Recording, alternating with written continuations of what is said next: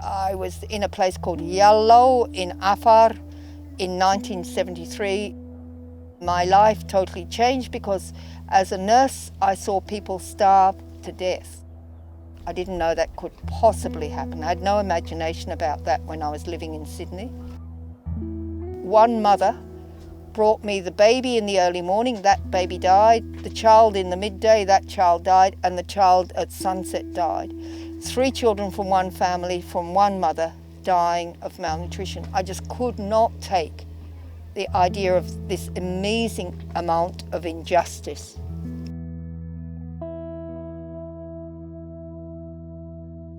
I came back and came back and came back to the Horn of Africa, eventually married when I was 39 years old. I married my husband, who's an Afar. Now I've lived here 30 years and I couldn't find a better life if I looked for one, I don't think. My name is Valerie Browning, but as the Afar know me, Malika, and I'm their program coordinator. The Afar, by history and by their environment and by everything that you can makes them up, they're pastoralists.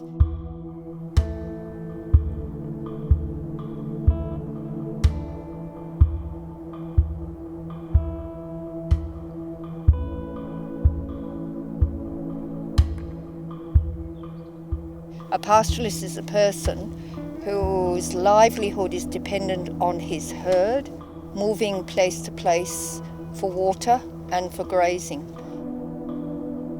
Afar are actually, to my mind, having lived with them for 30 years, ecologists. They love their environment backwards. They know every tree, every grass, every rock, everything about their environment.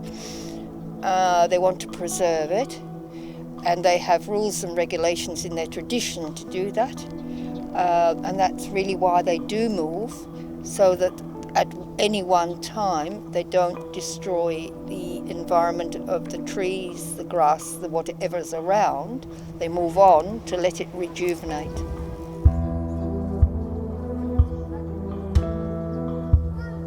Challenges in Afar are huge. Climate change is as obvious as breathing here. It's really, really here. Temperatures are higher, rain seasons have gone from 4 a year down to 2. Rain seasons are much more violent. A lot of people die of lightning strike. It's a lot different than when I came. I've been here 30 years.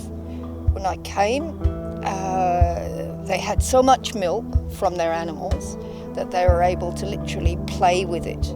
Today, maybe 6 months of the year, children, mothers, everybody are not drinking milk. And so we've gone from being very well off to being a community who are living in malnutrition, threatened by thirst, threatened by the herd loss itself, and not being able to get into the market. So that opens the whole thing of their challenges. Very few Afar drink protected water, so diseases spread easily. Vaccination, you need to take a mobile cold chain, you need to take a refrigerator with a generator, as we've just done 2 days ago to 2 districts, to keep the ice going so you can go house to house vaccinating children. Otherwise they're dying of measles, dying of whooping cough. Heaps and heaps of challenges. Illiteracy is the greatest. I mean, if you're illiterate, then you're stuck with your brain in some form of metal box, and you can't do any form of different thinking other than what was known before. That's what illiteracy is all about. It's quite strange. But once you become literate, then you bounce with energy till you could kill the world. You want to change everything. With the changes of society as fast as they are today, Afar are losing out. The Afar region, although it's one of the hottest inhabited places on earth, so they say, it is full of mineral resource, it's full of many resources, including geothermal resources. But as soon as it's possible, people other than Afar come rushing to take that resource.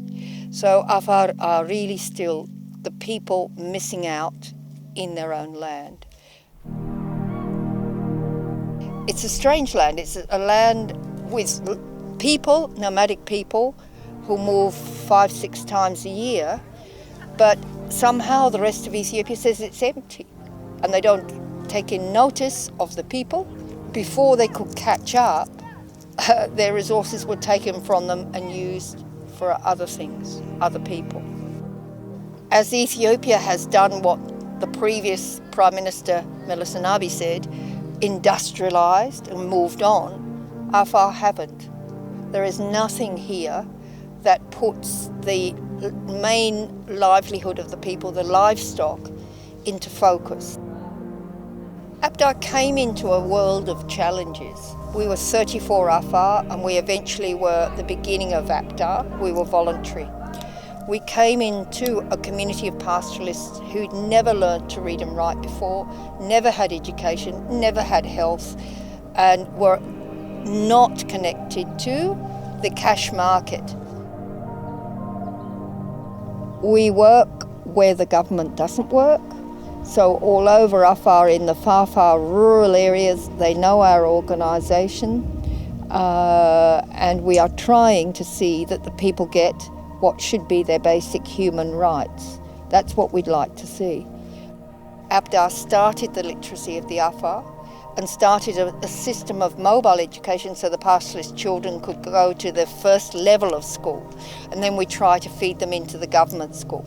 And then when you come to health, well, you've got the mother trying to have a baby with nothing except for a cutting knife, a traditional cutting knife, to open up her female genital mutilation scar. So there you are, poor mother, she lives and dies with no knowledge, no nothing, no connection, no referral, no nothing. 100% of the women have FGM, they've had it. So they know the danger, they know the pain, they know the difficulties. So now they're going to help women who are pregnant, women who are going to have children, women, young girls, and help them to understand why it is so important to demand from their families that FGM doesn't happen, and if they've got it, how to get treatment, how to get released from all the problems, particularly the urinary problems of FGM. Basically, FGM is done by the Afar because they think they're protecting the woman from being touched by another man other than a husband. They think that they're keeping her pure. But the sad thing is, the awful thing is, by doing the FGM, they've made the vagina opening so tiny. It's like you could only put a straw through. And so if she was in her married life unable to be penetrated, then she gives birth with this. She has to be cut. There has to be a woman with a knife around. I know of a woman in Shifra, for example. She went into childbirth when all the family had gone to the market. All was left in the house was 3-4-year-olds, little children running around. She yelled at the children and said, please, please help me, take the knife, cut me, cut me, cut me. And her stomach is so huge with the pregnancy, she can't get down below. That woman actually died trying to get the baby out. The baby died inside. And this, if you tell that to the Afar and explain it to the Afar, and anyway they hear the news of what happened to that woman, that means they will change. They will. But this is the tragedy of FGM. FGM is literally what it says, a mutilation of the body. But it's a 3,000-year-old culture. So it won't change in a day, it won't change in a moment, but it will change in time. And when people have got health services, when people are literate, when people are able to understand that, you know, there is a way of the female being kept pure without this mutilation.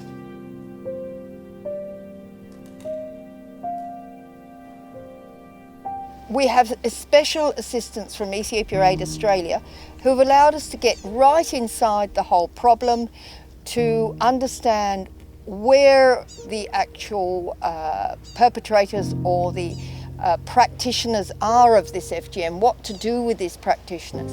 And Ethiopia Aid have also helped us with getting right beside the religious leader so he can really understand what Islam says about this. Islam says not to do it. Islam is against FGM, but they hide behind the curtain of belief in Islam and say, oh, God wants you to be pure, therefore you must have it. Well, that is not the case.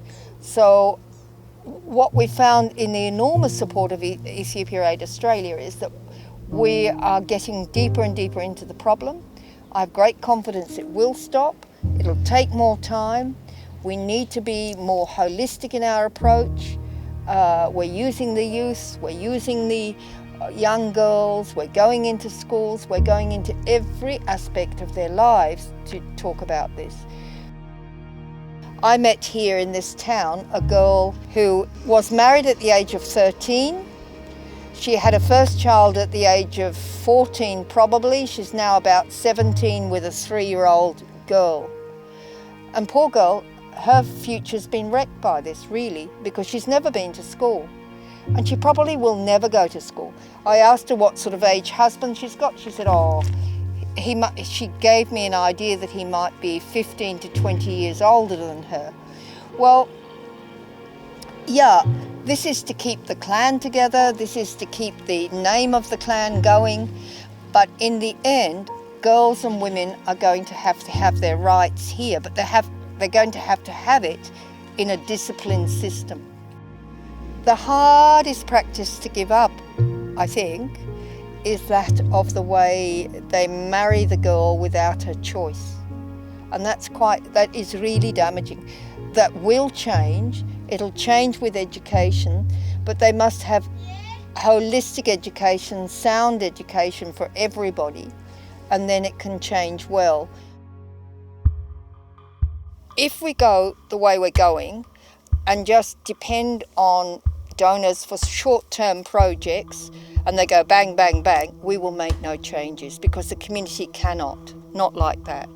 They need sustainable development. They need long-term support to literacy, to change, to develop their own health teams and so on, and actually utilise the resources of their land, become part of the market, etc., etc., retaining the culture and the traditions they have. Abda's at a crossroad of changing strategy to make greater sustainability, to build up community resilience and capacity to manage their own affairs, really manage their own affairs. That has to really happen in a big way. We can't just be in-out people at all. Most NGOs are in-out, most. And this cannot go on. It cannot go on. What we're talking about is community development.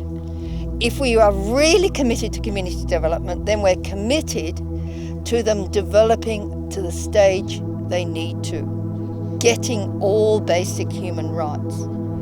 And I wonder how much of that commitment there is in the world. I wonder. The Afar has moved my brain out of what the West is in. The West is trapped by its own capitalism. Trapped. You have to have more. You've got to advertise down you can't pick up your phone without seeing an advertisement. Horrible. You can't sit in a train without seeing an advertisement. So Afar know another side of life.